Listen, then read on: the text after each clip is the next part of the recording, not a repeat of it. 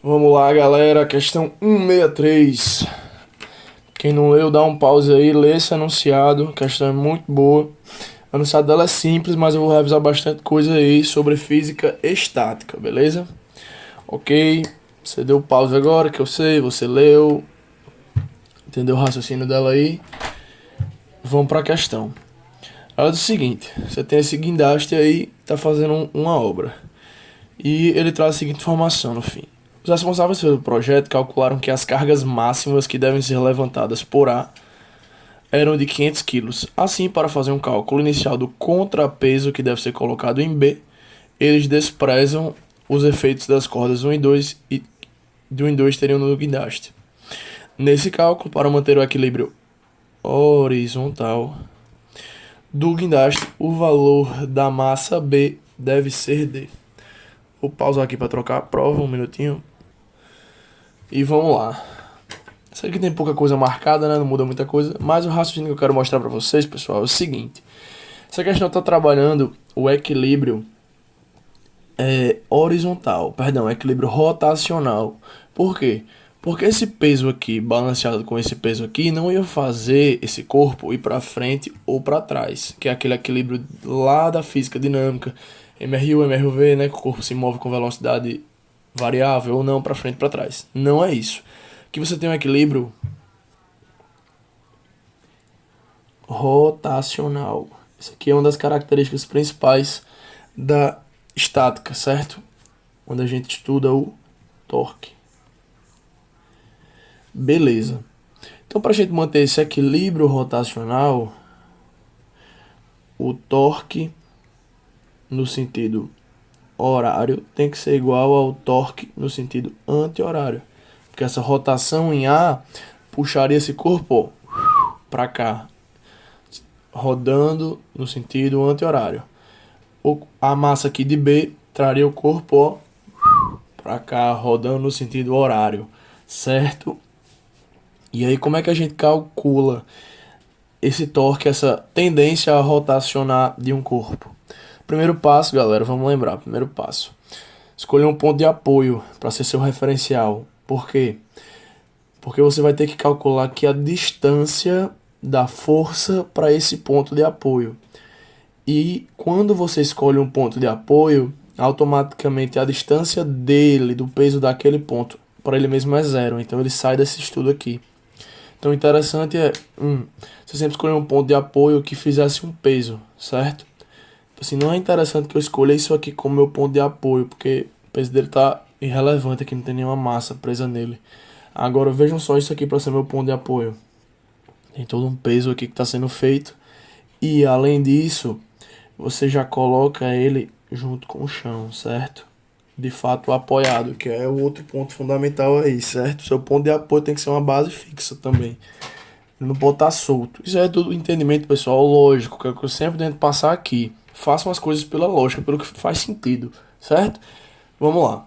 Então a gente escolheu esse ponto de apoio e agora, como eu falei, a gente vai ver a distância dele para os pontos de aplicação de força. Que são quais pontos, pessoal? Esse aqui, ó, uma aplicação de força aqui para baixo e esse aqui com outra aplicação de força para baixo. Então vamos lá. O torque no sentido horário é gerado por B. E B está a X de distância do ponto de apoio, fazendo uma força que a gente não sabe. Então eu falo que X, que é a distância, vezes força de B, é o meu torque horário. Isso aqui tem que ser igual ao meu torque anti-horário, é gerado por A. A está a 4x do meu apoio, então a distância é 4x. Fazendo uma força de 500 kg, a questão falou. Então, força de 5.000 newtons. Beleza, então tá feito. Aqui eu já sei que eu posso cortar, né? X com X, de modo que eu fico com FB é igual a 4 vezes 5.000. Isso aqui vai me dar uma força de 20.000 newtons. Portanto, o peso de B é 2.000 kg. Essa parte final que todo mundo entendeu, né? A gente só divide por 10, que é a aceleração da gravidade. Então aqui a gente revisou a primeira parte. Isso aí que é o estudo do torque, certo? Resposta aqui, letra C. Perdão, galera. Crise de rinite bateu essa semana. Mas, agora a gente revisando essa primeira parte, vamos para o extra, certo? Dessa questão. Tem duas coisas teóricas, conceituais. Uma que se aplica mais à prática e outra de fato é puramente teórica, mas que eu acho que são válidos de você lembrar para a prova. Eu vou mostrar que você não tem que decorar, é só realmente bater o olho e lembrar. Primeiro de tudo, pessoal, você tem que se ligar no ângulo formado entre o eixo, certo, da sua rotação e o sentido e a direção e sentido da aplicação da sua força. Você tem que ter 90 graus entre o seu eixo e a aplicação da força sobre o eixo, certo? Isso é obrigatório. Você sempre tem que ter isso aí. Então, um dos pontos fundamentais quando se estuda torque é analisar isso. E se tiver uma angulação na questão, por exemplo, cá para cima, tá aqui seu ponto de apoio. E se aqui por alguma situação sua força estiver sendo aplicada assim, você precisaria certamente decompô-la. E aí, para essa decomposição, a gente entra no segundo ponto que eu queria bater, pessoal. Porque aqui você vai ter uma força gerando uma rotação e essa força aqui não vai estar gerando uma rotação, vai estar gerando um movimento, certo? Que foi aquele primeiro ponto que eu falei. E aqui a gente percebe que existem dois tipos de equilíbrio distintos, certo? O equilíbrio rotacional e o equilíbrio dinâmico, porque isso aqui vai me dar um movimento dinâmico, esse aqui é um movimento rotacional. E aí vamos dividir agora esses equilíbrios e seus subtipos. Isso é muito importante porque à medida que o Enem vem se tornando cada vez mais conteudista, né, para coisas práticas, vamos lembrar, você pode precisar saber disso aí, porque isso é um conteudismo, não uma questão assim mais conceitual, mas que se aplica em algo muito prático. Vocês vão ver agora. Vou pegar aqui pra gente ter a base pro estudo. Propaganda gratuita aí, Lips Farmacêutica. Se estiverem cursando medicina, vocês vão conhecer. Uma empresa aí de medicamentos. Enfim, galera, o equilíbrio você pode dividi-lo em três tipos para o equilíbrio rotacional, certo? Que é o principal para essa questão. Ele pode ser um estável. Ele ocorre quando? Quando você balança o corpo, mas ele retorna para aquele ponto de equilíbrio rotacional, certo? Alguém lembra de um exemplo disso aqui? Aqueles bonequinhos redondos assim, de mesa que são gordinhos embaixo e leves em cima.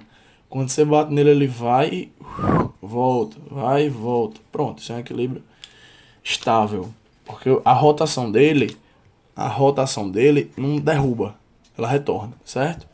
O equilíbrio instável é aquele equilíbrio de rotação que quando você bate já era, certo? Não volta mais, entenderam? Se empurrar aqui ele cai de fato.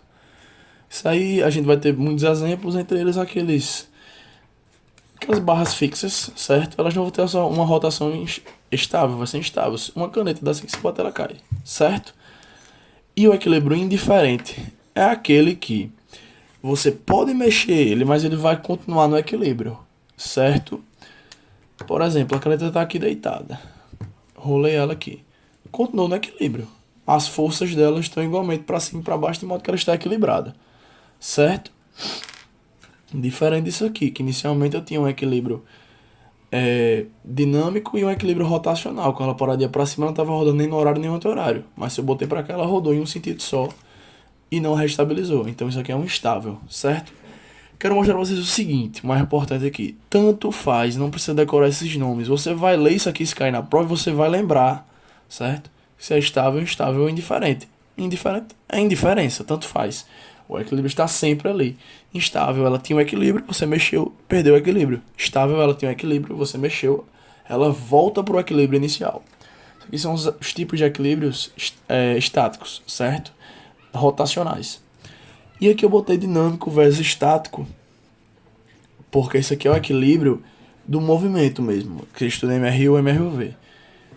Quando eu estou falando de equilíbrio dinâmico, né, para MRU e MRUV é porque a força resultante é igual a zero. Só que essa força resultante ela pode ser igual a zero no estudo dinâmico e no estudo estático. Por que no dinâmico? O dinâmico é porque tem um movimento, o corpo não está parado, mas ele está com a força restante igual a zero. Isso aqui é um exemplo de movimento retilíneo uniforme com velocidade constante. Vamos anotando aí. E o equilíbrio estático é aquele que a velocidade é igual a zero, o corpo está parado lá, mas não tem nenhuma força ganhando para a direita nem para a esquerda, digamos assim, beleza? E aí, pra gente encerrar, eu trouxe aqui um extra muito bom pra essa questão, que realmente eu acho que era lindo o Enem cobrar, que é a Torre de Pisa, galera. Porque a Torre de Pisa não cai. Ela deveria, né? Equilíbrio rotacional e bum, certo? Só que ela se mantém ali paradazinha. Por que isso acontece? Porque ela não cai. Isso aqui, tudo aqui você vai levar para muitos outros raciocínios. Por exemplo, uma pessoa, quando ela tá lá em pé, vou levantar aqui a câmera para ficar mais fácil vocês entenderem. Uma pessoa tá lá em pé, pronto. E a gente, tipo, você começa a se esticar, sei lá, um passo de Michael Jackson, você começa a se esticar, mas não cai, você consegue retornar. Por que você consegue retornar sem cair, galera? Isso aqui eu vou mostrar aqui, ó. Vamos lá. Isso acontece, pessoal, porque mesmo com a inclinação que a Torre de Pisa tem, que é uma inclinação de uns menos de 10 graus aqui, é uma inclinação pequena, mas como ela é alta, você consegue perceber isso muito fortemente. O centro de gravidade dela não sai da sua base. Você tá vendo isso aqui? Esse é o ponto, pessoal. Então o centro de gravidade dela não implica uma rotação. Implicaria uma rotação se ele caísse fora. Aí realmente você tem uma força com um ângulo que está fazendo um torque. Aí você iria decompor e você veria que sobraria uma força, ó, jogando ele para baixo, certo? Isso é o lance aqui para a Torre de Pisa não cair. Esse é o lance para quando você tá lá fazendo, se mexendo para frente, para trás, assim, inclinando o corpo, você não cai porque o centro de gravidade continua caindo em cima do seu pé, entendeu? Então, à medida que essa gravidade aqui caísse, que esse centro de gravidade aqui gerasse uma força caindo fora, já era. Com certeza dava torque, dava rotação e essa torre cairia. Beleza? Questãozinha top, feita aí com muita calma. Isso que é o bom de fazer aqui no YouTube, que a gente consegue revisar com muita calma. Sem pressa e dá pra revisar bastante coisa. Beleza? É isso aí, galera. Valeu.